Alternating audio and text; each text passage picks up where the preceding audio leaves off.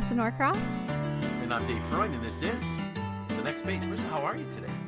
I'm great. How are you? Well, I'm good. I'm surprised you said you're great. You know, it's kind of wintry outside. Yeah. You know, it's wintry, but it's Friday and... It's spring. You know that it won't last. Yeah. You know, Okay.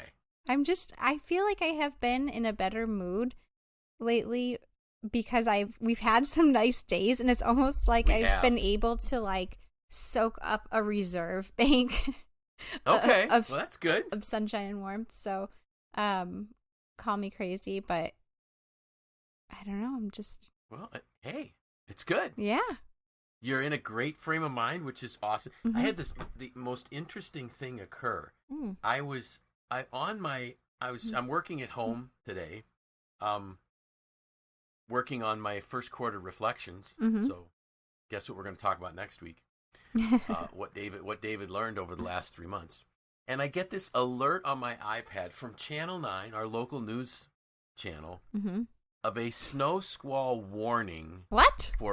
For Richland County, Ohio, which is where my daughter lives. Wow. Now, why did Channel 9, and I checked it, it's not, why would Channel 9 give me a snow squall warning for Richland County? I don't know.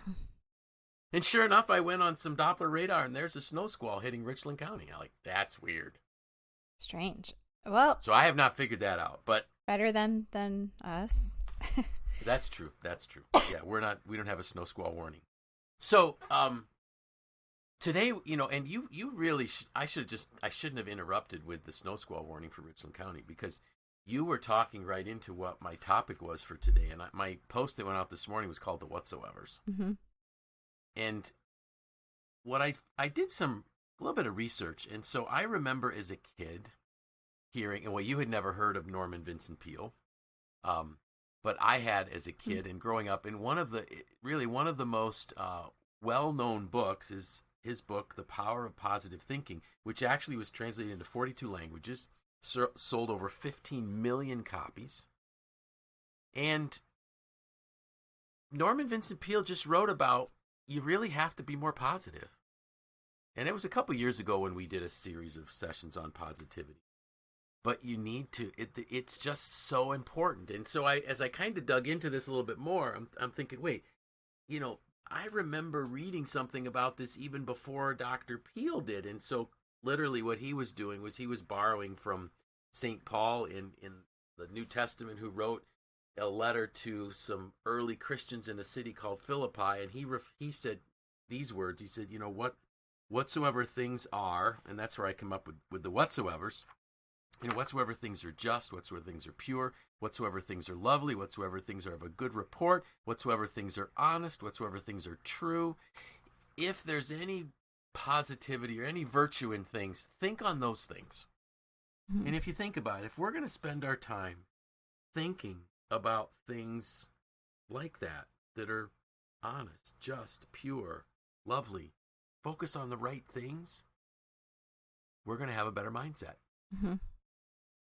And what I loved was, and you and I touched on this, where maybe not necessarily it may not be as prevalent locally, but if you look at the research, medical doctors are saying, you know what, people that are happier are healthier.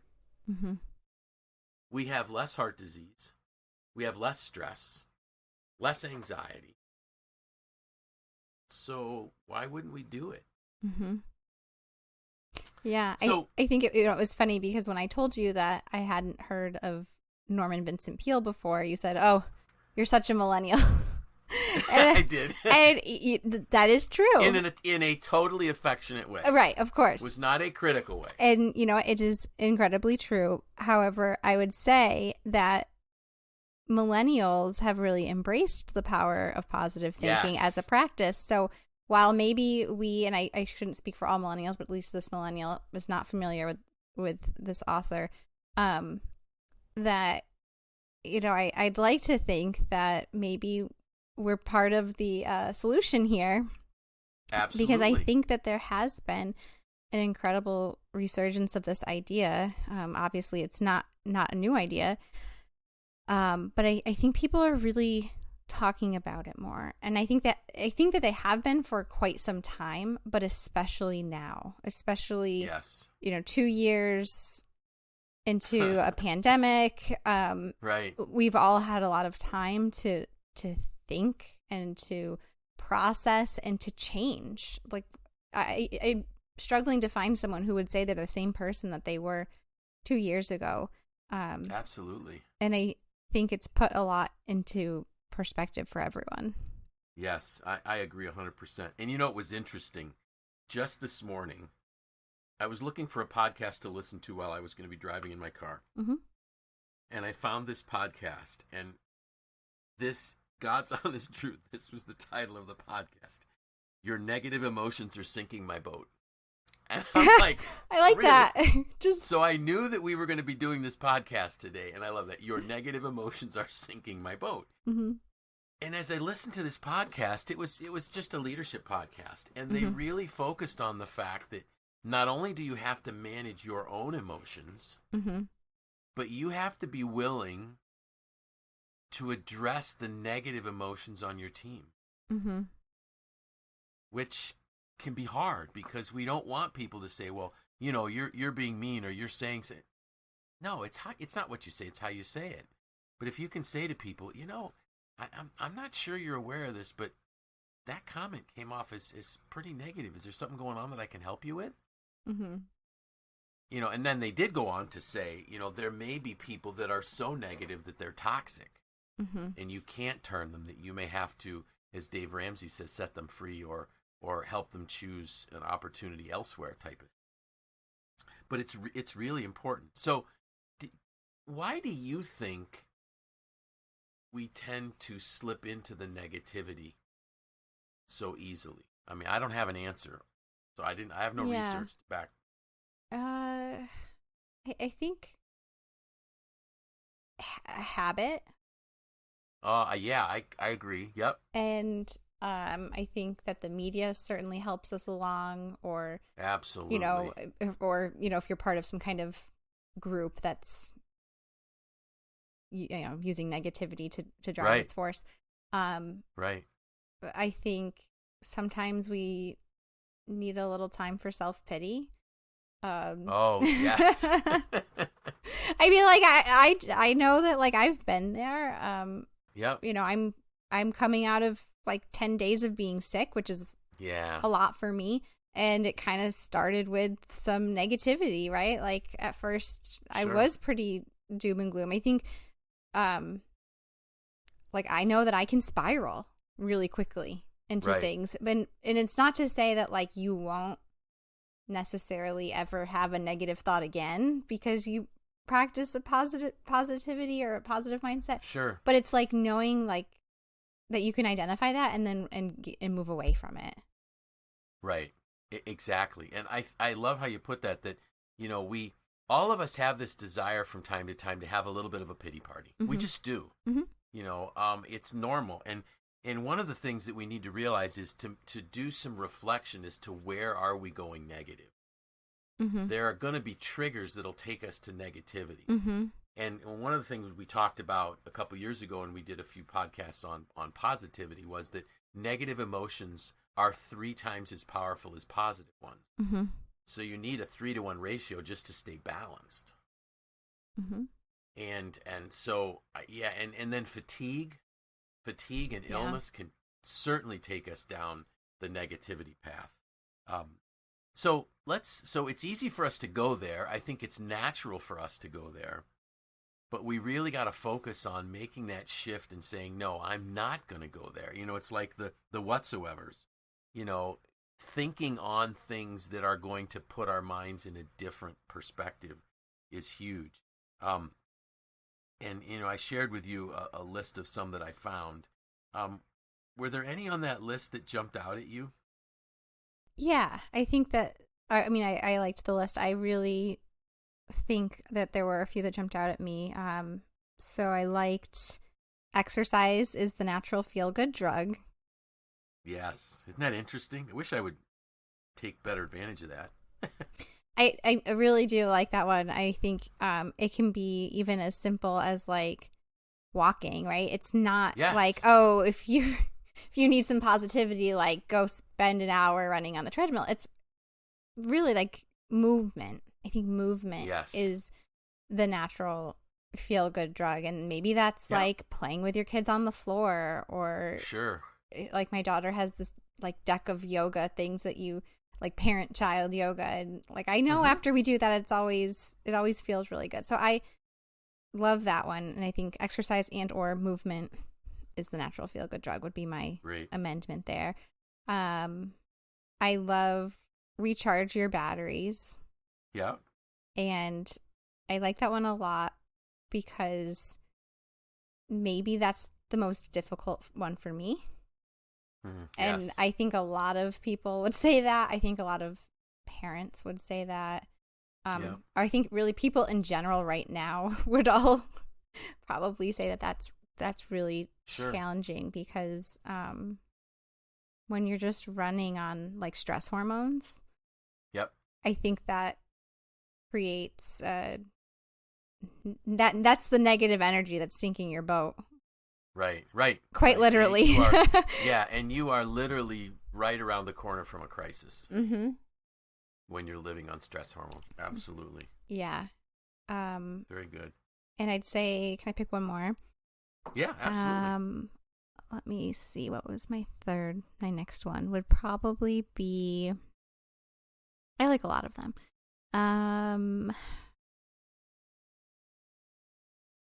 Oh, it's tough to pick out here. I don't know. You can pick two if you need to, but maybe if 3 is too small a number. Maybe to practice positive self-talk. I think that would fall to number 3 for me.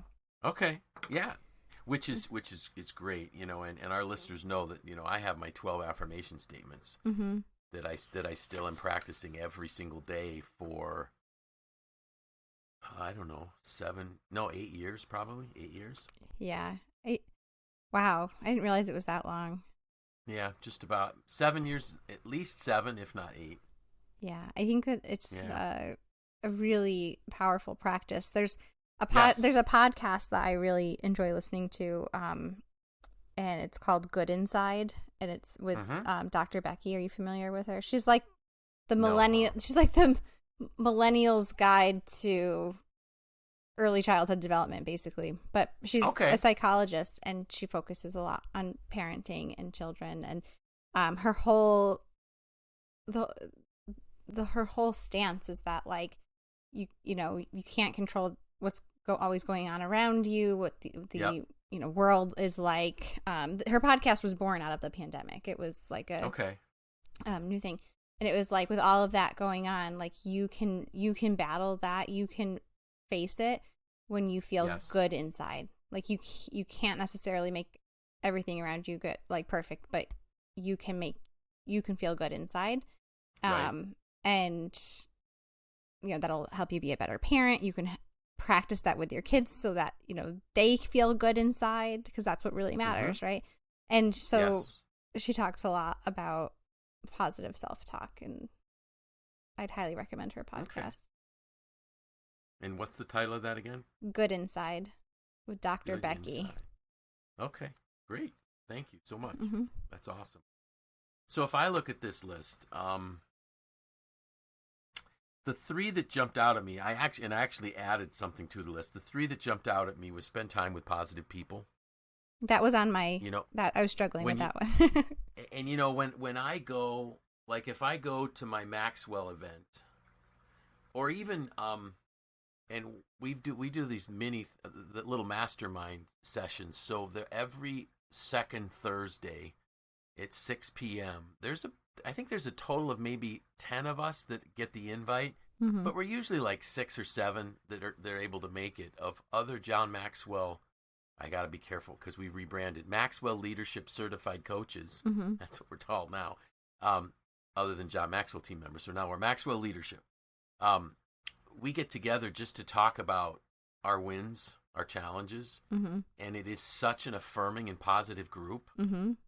So I get those little mini injections of the positivity, so to speak, in between our semi-annual conferences. But when you're around the people that are focused on being positive, you feel better.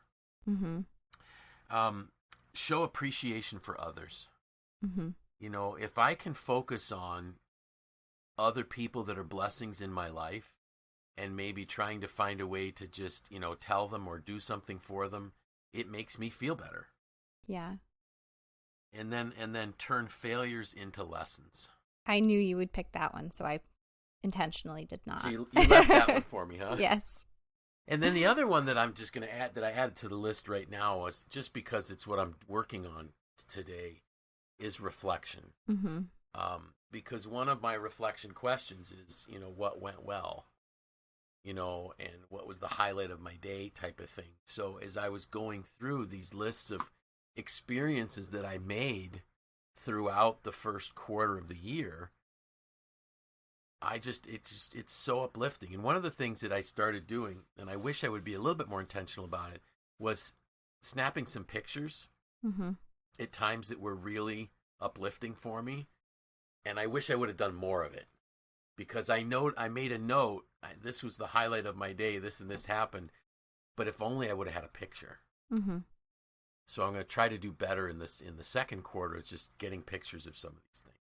Yeah. Because, that, like they say, a picture's worth 1,000 words. And I might say this, one of the pictures that I had was I had gone skiing with my grandkids, mm-hmm. And just a picture of these little guys, skiing. Like, yeah, that was amazing. Yeah. That, when the world is coming apart, I'm so blessed with the family that I have. Mm-hmm. So those are kind of things where you just focus on. And when you do, you feel better. Life is hard. Mm-hmm. And the world is a mess. But our part of the world can begin to make sense if we just focus on the right thing. Yeah. I think, too, like, this is a great list that you shared, but really making it your own, like, thinking Yes. about when you feel your best or what makes you feel really good. Like I shared at the beginning that for me, like at this time of year, literally just basking in the sunlight, right? Yep. Like I feel like I'm a dog just laying out in the yard. But the other day, like I just laid on my deck directly in the sun. The deck was dirty. Yep. It wasn't perfect, but like I'm like, this is me like recharging, right? So Sure. Thinking about like when you feel your best, like maybe you have a garden and it's like, this is really where I feel my best, and like spending more time there and like fostering Yes. that just it's like that power of positivity and of like good energy, and just carrying that with you throughout your day. So like if that is something that you can start your day with, I think one of the things on your list was start every day on a positive note. Like that seems kind of vague, right? Like, well, what's a positive note? For some people, it's waking up super early, going for a walk, or getting their workout. And for other people, it's like sitting with a cup of coffee and reading. Or so just really thinking about like, when do you feel your best? What does your like optimal day look like? And how can you fit more of that into your everyday? Because when you have those things, I think it makes it more challenging to fill the space with negativity, because you've got all these things that you're like looking forward to that are positive for you, and that feel good. And that's like one thing. And I know my mom listens to the podcast, and now she's started calling me. She calls me when I mention her or something, or say something that she thinks is funny. But like we should have brought her on for this episode, because like so much of this I've learned from her. But she always just talks about like, okay, like if it feels good and it feels like a good decision for you, like it'll be a positive experience. Like even if something doesn't go exactly how you thought, because you knew that this was like good for you, it's positive. And I always think about that, and it helps you become more resilient. So like maybe it didn't, maybe it was a vacation or a project or like something for work, but it didn't maybe go perfectly. A presentation you're giving, like it it wasn't perfect, but it was like you felt really good about it. And that's life, right? And that's how you want to feel, is good and affirmed, and like you exactly did your best. Yeah, exactly. Great advice. And I don't think there's much more we could say. I think you did a great job, and we're really on the we're moving forward in helping people cope with all the negativity. The one thing that I might want to add is limit your exposure to negativity. Mm-hmm. Social media and media in general is far more negative than it is positive. Mm-hmm. So limit your exposure to it. Mm-hmm. Pick the people to follow on social media that are encouraging and uplifting. Yeah. Because it is right at our fingertips. Mm-hmm. And the sad part is the negativity is the clickbait that entices us to look. Mm-hmm. So just avoid it. Yeah. Think about this. How much better will you feel if you're thinking about things that are true, honest, just, pure, and lovely and good? Mm-hmm. And just do it. Mm-hmm. So, next week, reflection. Reflection. We're going to talk about some of the things what's going, we're going to figure out, did David make any progress toward some of his goals and objectives? Did he do well? Did he do some of the things he said he was going to do? And what did he struggle with? And how's he going to fix it? Wow. How's that? All right. We'll see. Sounds good. I'm a little afraid. That's okay. It's okay. I won't be that judgmental. All right, good. Spring bucket list. I know. Is it in place? I'm a little behind. Like I mentioned, I've been under the weather, so sure. Have you been talking to my daughter? Because it's like every No. night, when I'm like laying in bed just not feeling well, it's just like, can we print the bucket list? And I'm like, this weekend. We'll do it this weekend. So it's framed out. We just gotta, print it and wrap it up. But I am set back a little bit. Good. Well, but you're still moving forward. Yes. So whenever we hit a setback, we just make a plan to recover and keep going. Mm-hmm. Yes, I am in the recovery phase. Good. And before long, we're going to have a lot more sunny days and warm days, and the deck will be cleaned, and the pools will open. Yes. And the grass will be growing, and we'll be cutting it again, and it'll smell so amazing. Mm-hmm. It's right around the corner. Yep. So with that, I'm Dave Freund. I'm Marisa Norcross. And this was The Next Page.